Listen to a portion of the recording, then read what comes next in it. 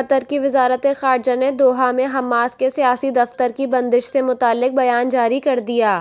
اپنے بیان میں قطری وزارت خارجہ کے ترجمان ماجد النصاری نے کہا ہے کہ دوحہ میں فلسطینی عسکری تنظیم حماس کا سیاسی دفتر مستقل طور پر بند نہیں کیا گیا ہے۔ ماجد النصاری کا کہنا تھا کہ حماس کا دفتر غزہ جنگ کے خاتمے کے لیے ثالثی کی کوششوں کی سہولت فراہم کرنے کے لیے بنایا گیا تھا۔